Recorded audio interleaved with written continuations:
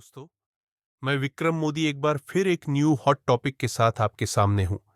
आज हम बात करेंगे उस मीठे शरबत की जो अब राजनीति के केंद्र में आ गया है। जी हां, आप सही समझे। मैं बात कर रहा हूं रूह अफ़ज़ा की। हाल ही में योग गुरु बाबा रामदेव ने अपने नए गुलाब शरबत का प्रचार करते हुए एक विवादित बयान दिया। दूसरी तरफ शरबत के नाम पर एक कंपनी है जो शरबत तो देती है, लेकिन वो शरबत से जो पैसा मिलता है उससे मदरसे और मस्जिदें बनवाती है। ठीक है, उनका मजहब है, लेकिन आप यदि वो शरबत पिएंगे तो मस्जिद और मदरसे बनेंगे।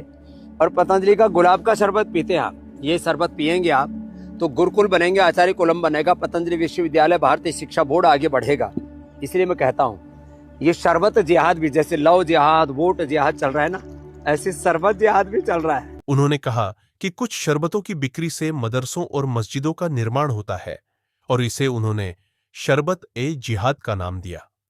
वैसे तो बाबा रामदेव ने इस वीडियो में किसी भी कंपनी या शरबत के किसी भी ब्रांड का नाम नहीं लिया है, लेकिन जाहिर सी बात है, जो भी बातें कही गई है और जिस तरह से कही गई है, उसको देखकर हर कोई अच्छे से समझ सकता है कि यहां पर बात किसकी चल रही है। इस पर बात करने से पहले हम रूह अफ़ज़ा के इतिहास के बारे में जानते हैं कि इसकी शुरुआत कैसे हुई। हम आज ये जानते हैं कि रूह अफ़ज़ा ने इतनी जबरदस्त छाप छोड़ी है कि आज जब भी हम शरबत का नाम लेते हैं तो सबसे पहले हमारे जहन में रूह अफ़ज़ा का ही नाम आता है। रूह अफ़ज़ा की शुरुआत 1907 के दौर में हुई, जब दिल्ली के अंदर हद से ज्यादा खतरनाक गर्मी पड़ रही थी। लोग गर्मी से बेहाल थे और इसी गर्मी की वजह से डिहाइड्रेशन, डायरिया, उल्टी और न जाने कौन कौन सी बीमारियों से जूझ रहे थे। इनसे छुटकारा पाने के लिए कोई डॉक्टर के पास जा रहा था, तो कोई हकीम के पास, तो कोई घरों पर इलाज कर रहा था। उस वक्त दिल्ली के लालकुइना बाजार में एक छोटा सा दवाखाना हुआ करता था, जिसका नाम था हमदर्द दवाखाना। और इस पर जो हकीम साहब बैठते थे, उनका नाम था हाफिज अब्दुल मजीद। यह दरअसल एक यूनानी हकीम थे।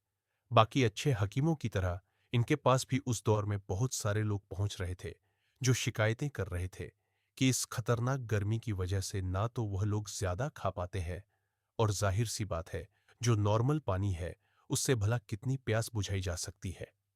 हकीम साहब भी ऑलरेडी इस संकट को महसूस कर रहे थे कि इन तमाम बीमारियों की वजह से लोगों के अंदर पानी की कमी हो रही है।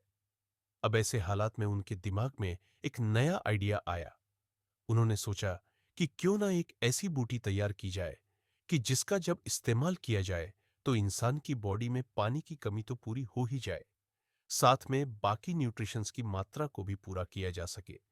उन्होंने फौरन ही एक बड़ा सी कढ़ाई ली, उसमें बहुत सारे अलग अलग तरह के फल डाले, उसके ऊपर से बहुत सारी जड़ी बूटियां डाली, अलग अलग तरह के फूल डाले, उसमें तरह तरह के मसाले डाले और इस तरह से तैयार किया एक नया सिरप। यह सिरप जब बनकर तैयार हुआ तो देखने में लाल और काफी गाढ़ा महसूस होता था। अब इसके बाद जो कोई भी हकीम साहब के पास खतरनाक गर्मी से होने वाली बीमारियों की परेशानी लेकर आता था, तो हकीम साहब उसको यही सिरप दे दिया करते थे। जिस किसी ने भी इसका इस्तेमाल किया, उसको बहुत जल्द ही इसका फायदा महसूस हुआ। नतीजा यह हुआ कि बहुत कम वक्त के अंदर ही यह लोगों में एक दूसरे के जरिए से काफी मशहूर हो गया। हर तरफ यह बात मशहूर हो गई कि हकीम साहब के पास कोई सीक्रेट सिरप है, जो उन्होंने जड़ी बूटियों का इस्तेमाल करके बनाया है, और जो कोई भी उसका इस्तेमाल कर रहा है, उसको पी रहा है, उसको फौरन ही उन तमाम बीमारियों से निजात मिल जा रही है, जिन बीमारियों का इलाज वो लंबे वक्त से अलग अलग डॉक्टर्स और अलग अलग हकीमों के पास जाकर ढूंढ रहे थे। अब जब यह ज्यादा मशहूर हो गया था, तो जाहिर है इस बात की भी जरूरत पेश आ गई कि इसको कोई खास नाम भी दे दिया जाए, जो इसकी पहचान बन जाए और जिसके जरिए से ही लोग आपस में इसके बारे में बातचीत कर सकें।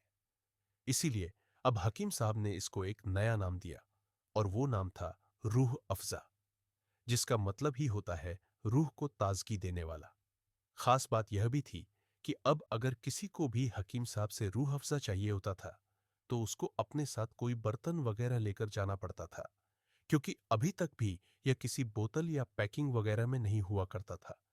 लेकिन जब हकीम साहब ने इसकी इतनी ज्यादा शोहरत देखी और लोगों के दिमाग पे मानो इसका जादू एक पागलपन की तरह चढ़ने लगा। तो फिर हकीम साहब ने बकायदा इसकी ब्रांडिंग शुरू की। इसके बाद हकीम साहब एक प्रिंटिंग वाले के पास गए और उससे अपने रूह अफ़ज़ा के लिए एक लेबल बनवाया, जिसके ऊपर उन्होंने 3 ज़बानों में, मतलब कि हिंदी, इंग्लिश और उर्दू में रूह अफ़ज़ा लिखवाया। हैरानी की बात तो यह है कि आज तक 100 साल गुजर जाने के बाद भी रूह अफ़ज़ा की बोतल पर बिल्कुल वैसे ही आपको 3 ज़बानों में रूह अफ़ज़ा लिखा हुआ दिखाई देता है। दोस्तों, धीरे धीरे अब हकीम हाफिज अब्दुल मजीद के इस सिरप की डिमांड इतनी ज्यादा बढ़ गई थी कि उनके इस व्यापार में उनका पूरा घर ही शामिल हो गया। उनकी बीवी, मतलब कि राबिया बेगम, उनके दोनों बेटे, कि जिनका नाम अब्दुल हामिद और मोहम्मद सईद था, वो दोनों भी अपने पिता के साथ इस बिजनेस में शामिल हो गए। मगर 1922 में रूह अफ़ज़ा के इस सफर को उस वक्त बड़ा झटका लगा कि जब इसको बनाने वाले हकीम हाफिज अब्दुल मजीद सिर्फ 40 साल की उम्र में हमारी इस दुनिया को हमेशा हमेशा के लिए अलविदा कह गए। उसके बाद ना सिर्फ इस रूह अफ़ज़ा को ही, बल्कि हकीम हाफिज अब्दुल मजीद की हमदर्द नाम की जो पूरी विरासत थी, उसको उनकी बीवी और 2 लड़कों ने संभाला। 1947 में जब भारत आजाद हुआ और साथ में डिवाइड भी हो गया, तो पाकिस्तान नाम का एक नया देश वजूद में आया। तो ये जो इंडिया की हमदर्द कंपनी थी, यह भी 2 टुकड़ों में बट गई, क्योंकि हकीम हाफिज अब्दुल मजीद के जो 2 बेटे थे, उनमें से छोटे बेटे, मतलब कि मोहम्मद सईद, ने पाकिस्तान जाने का फैसला किया, जहां पर फिर उन्होंने अपने पिता की इसी हमदर्द कंपनी को नई तरीके से पाकिस्तान में इस्टेब्लिश किया। जबकि जो बड़े बेटे थे, मतलब कि अब्दुल हामिद, उन्होंने अपनी मां के साथ इंडिया में ही रुकने का फैसला किया था और पिता के द्वारा कभी दिल्ली में इस्टेब्लिश की गई हमदर्द कंपनी को आगे बढ़ाना शुरू कर दिया। और इस तरह से शुरू हुआ रूह अफ़ज़ा का सफर आज भी बदस्तूर जारी है।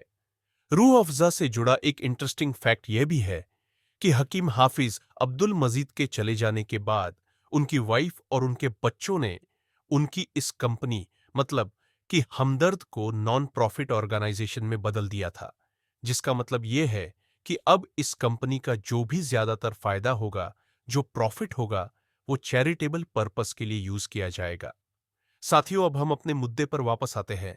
बाबा रामदेव की कंपनी पतंजलि ने भी अब अपना एक नया शरबत लॉन्च किया है, जो रोज फ्लेवर्ड शरबत है।